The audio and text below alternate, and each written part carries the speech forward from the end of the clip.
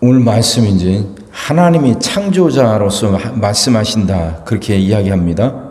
1절 야곱아 너를 창조하신 여호와께서 지금 말씀하시느니라. 너를 창조하신 여호와께서, 그러니까 온 땅을 만드신 창조주가 지금 말씀하신다는 거예요. 그럼 이 말씀은 굉장히 큰 힘이 있고 구속력이 있고 그래서 이건 반드시 이루어진다는 거죠. 온 땅을 만드신 분이고 그 땅을 다스리신 분, 그러니까 이건 못할 것이 없는 분이잖아요. 온 땅을 온 세상을 만드시고 다스리시니까 못할 것이 없는 분이죠. 그분이 그 창조주의 명예를 걸고 말씀하신다는 거예요. 그러니까 이 말씀은 반드시 이루어진다는 거죠. 내가 너를 구속하였고 내가 너를 지명하여 불렀나니 너는 내 것이라. 그러니 두려워하지 말라. 창조주예요. 그러면 그 창조주를 이길 수 있는 힘이란 건 어디에도 없는 거죠. 창조주를 누가 뛰어넘을 수 없잖아요. 모든 것을 만드신 분인데. 그러니 그분이 너는 내 것이다 하고 그분이 딱 지명해서 그분이 손으로 꽉 붙들고 있는데 그 하나님의 손에서 우리를 빼낼 수 있는 존재란 세상에 없어요. 사탄이 우리를 괴롭히지만 우리를 흔들어 대지만 그것들이 하나님의 손에서 우리를 빼내갈 수가 없어요. 하나님을 이길 수 있는 힘이란 존재하지 않죠. 창조주를 뛰어넘을 수 있는 피조물이란 이게 말도 안 되는 거냐. 이게 논리적으로 이게 불가능한 거지고 논리가 아니잖아요. 그러면 존재가 있을 수가 없죠. 창조주를 뛰어넘는 피조물이란 있을 수가 없어요. 그러니 가장 힘있고 가장 강하신 분이죠. 그분이 말씀하시는 거예요. 너는 내 것이다. 2절 네가 물 가운데를 지날 때에도 물이 너를 그게 침몰치 못하신다 하죠. 물이라고 하는 건 그 강, 바다라고 하는 건 혼돈을 말한다 그랬지 않습니까? 하나님이 세상을 지으실 때 그 물 속에서 바다 속에서 육지를 건지셨다 그렇게 표현이 돼요. 그러니까 혼돈 속에서 땅을 만드신잖아요. 혼돈이 물러가게 하시고 질서를 잡게 하셔요. 이게 그 혼돈이라는 게 물이거든요.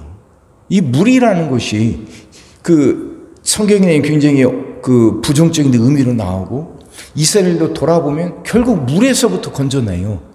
그러니까 애굽에서 나올 때 홍해를 건너죠. 애굽에서 나올 때부터. 그러니까 그 애굽이란 게 죄를 상징하고 그래서 인간들, 이스라엘이 죄 속에서 살 수밖에 없었는데 그들을 홍해를 건너서 홍해 바다를 가르고 그들을 건지셔요. 또 이스라엘이 이제 광야에서 가나안 땅 들어갈 때도 요단강을 건너죠. 물이에요. 그만큼 그 물이라는 것이 부정적인 의미를 갖고 있고 우리를 흔들어대는 혼돈의 세력 이것들을 의미하거든요. 그 무섭고 두려운 세력들. 근데 거기서로부터 하나님이 이스라엘을 건지셔요. 홍해를 건너서 애굽에서 나오게 하시고 또 요단강을 건너서 가나안 땅에 들어가게 하셔요. 이게 물인데 그 물이 침범치 못하도록 지키시고 또 불 속에서도 건지신다 하시죠. 다니엘의 세 친구들이 용광로 불 속에 던져졌단 말입니다. 평소보다도 7배나 뜨거워진 그 불 속에 던져졌는데도 사드락, 메삭, 아벳느고는 그 불 속에서 살아나와요. 머리카락 하늘도 꼬실리지 않고 불냄새 하나 나지 않고 깨끗하게 불 속에서도 걸어 나온단 말이에요. 하나님이 그렇게 지키시는 거예요. 왜 그러냐? 하나님이 이스라엘을 사랑하시기 때문입니다. 그게 4절이에요. 네가 내 눈에 보배롭고 존귀하며 내가 너를 사랑하였은지. 이게 이유가 없어요. 하나님이 그냥 이스라엘을 그렇게 여겨주신 거예요. 이스라엘의 시작이 아브라함 아닙니까? 아브라함이 아람 사람이에요. 밧단 아람이라고 하는 건 나그네 떠돌이 그 말이에요. 이게 유리한다, 떠돈다 하는 말이잖아요. 그런 아브라함을 불러서 이스라엘은 민족을 이루게 하시죠. 그러니까 이스라엘은 자연 발생적으로 생긴 어떤 그런 민족 공동체가 아니에요. 자연 발생적으로 생겨서 그런 민족들이 분화되는 과정에서 생긴 그런 나라가 아니에요. 그런 공동체가 아니에요. 이스라엘은 하나님이 불러 세우신 그게 믿음의 공동체. 이게 이스라엘이에요. 그러니까 출발부터가 달라요. 자연 발생적으로 생긴 민족 공동체가 아니라 하나님에 의해서 선택되고 부름받은 믿음의 공동체. 이게 아브라함이듯이 우리도 마찬가지예요. 우리도. 어쩌다 보니까 이 세상에 태어난 게 아니에요. 처음부터 하나님이 아브라함을 부르셨듯이 하나님이 우리를 부르시고 선택해 주셔서 이 땅에 태어났어요. 그래서 우리가 하나님을 알게 됐단 말이에요. 그러니 우리의 시작부터가 우리는 하나님의 은혜, 하나님의 계획 안에서 시작된 거예요. 어떻게 하다 보니까 내가 우연히 하나님을 알게 되고 믿음을 갖게 된 게 아니란 말이에요. 처음부터 우리는 하나님부터 선택받아서 하나님을 알게 됐고 이 믿음 안에 그래서 하나님의 은혜 가운데 들어오게 된 거예요. 우리가 그렇게 하나님부터 선택받을 수 있었던 이유는 우리 안에 어떤 나은 조건이 있어서가 아니에요. 이건 무근거죠.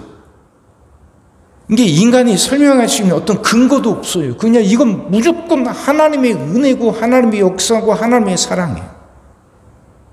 그냥 하나님의 사랑 때문에 우리를 선택하셨어요. 우리를 불러서 너는 내 것이라고 하나님이 그렇게 지명해 주신 거예요.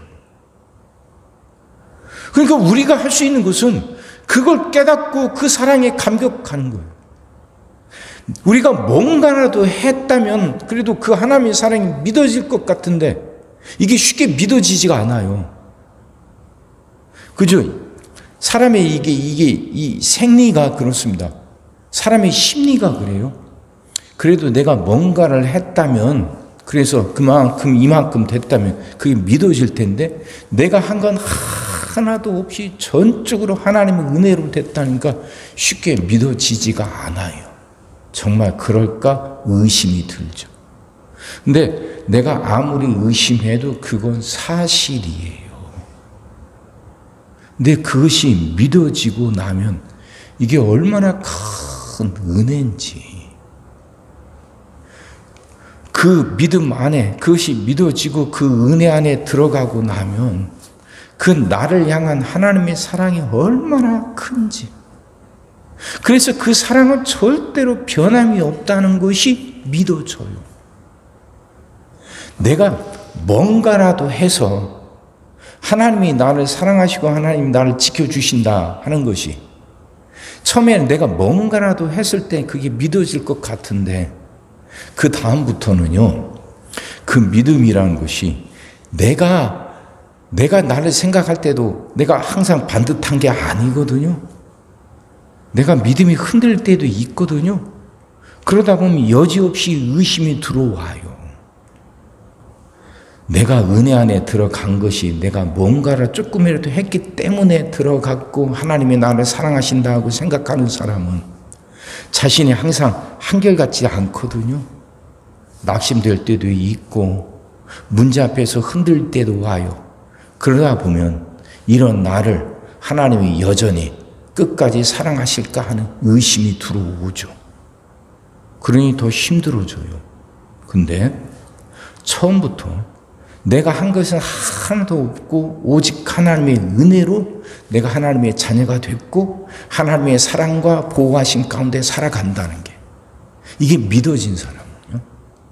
자신이 비록 흔들릴 때도 어려움에 봉착해서 나약해지고 할 때도 의심이 안 돼요. 그 하나님의 사랑은 처음 시작부터 무조건적인 것이었고 전적으로 하나님의 은혜에 의해서 주어진 것이니까 이건 나하고 상관없이 하나님이 무조건적으로 주신 것이니까 내가 지금 흔들릴 때도 그 하나님의 사랑은 변함이 없고 내가 의심이 들어올 때도 그 하나님은 흔들림없이 한결같이 나를 붙들고 계신다는 이거 알게 되거든요. 그러니까 어려움 앞에서 잠깐 흔들리다가도 다시 힘을 내서 일어서게 되는 거예요. 예수님의 십자가 고난이 그 증거라고 그랬지 않습니까? 하나님 우리를 이렇게 사랑하시니까 우리가 어디에 있든 우리를 하나님 은혜 가운데 부르셔요. 동쪽에서도 서쪽에서도 남쪽에서도 북쪽에서도. 그래서 우리가 하나님의 영광을 위해서 그 누리며 살아가라고 말씀하시는 거예요. 사랑하는 성도 여러분, 우리의 첫 출발부터 바로 알읍시다. 우리의 첫 출발부터가 하나님의 은혜, 하나님의 사랑. 무조건적이고 무근거, 이유가 없이 하나님이 우리를 사랑하셨어요. 그래서 그 하나님이 물 속에서도 불 속에서도 우리를 지키겠다고 약속하십니다. 우리에게 어떤 매력이 있어서가 아니라 어떤 매력도 없는데도 하나님 우리를 보배롭고 존귀하게 여겨주신대요. 이 말씀은 흔들림이 없어요. 천지를 창조하신 그 하나님이 창조주의 명예를 걸고 하시는 말씀이에요. 끝까지 내가 너와 함께한다. 그러니 두려워하지 마라. 그러니 흔들리지 마라. 어떤 상황 속에서도 나는 너를 지키고 끝내 너는 승리할 것이다 하고 말씀하시는 거죠.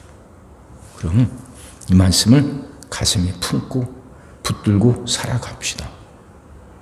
무조건적으로 우리를 사랑하신 하나님이니까 내가 어떤 상황에 있어도 그 사랑은 변함없어요. 그러므로 우리는 승리하게 될 겁니다. 우리에게 능력이 있어서가 아니라 하나님의 은혜와 사랑 때문에. 흔들릴 거 없잖아요. 두려울 거 없잖아요. 이 말씀 붙들고 승리하시는 여러분 다 되시기를 주의 이름으로 축원합니다. 기도하겠습니다. 사랑의 주님, 말씀이 이해가 되게 하시고 깨달아지게 하시고 은혜가 되게 하여 주옵소서. 세상을 창조하신 그 창조주 하나님이 창조주의 명예를 걸고 하시는 말씀은 반드시 이루어진다는 것.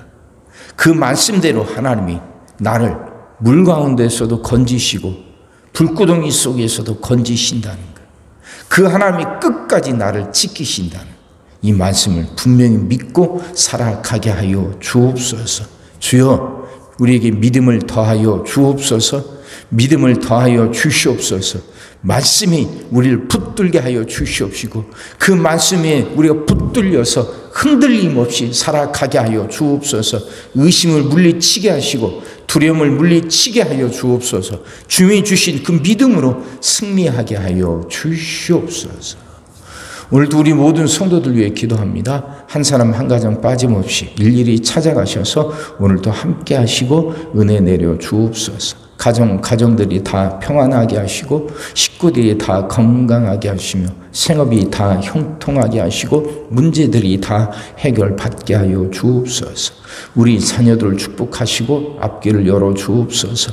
우리 자녀들이 하나님을 사랑하게 하시고 말씀을 지키게 하시며 하나님께 영광 돌리는 일꾼들로 살아가게 하여 주옵소서. 하나님, 우리에게 새날을 허락하여 주시옵소서.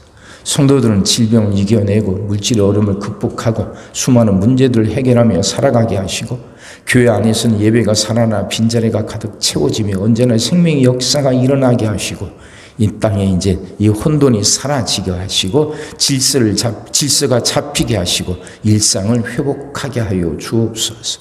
오늘 하루도 모든 성도들 눈동자처럼 지키시고 복된 길로 인도하여 주옵소서. 믿사옵고 예수님의 이름으로 기도하옵나이다. 아멘.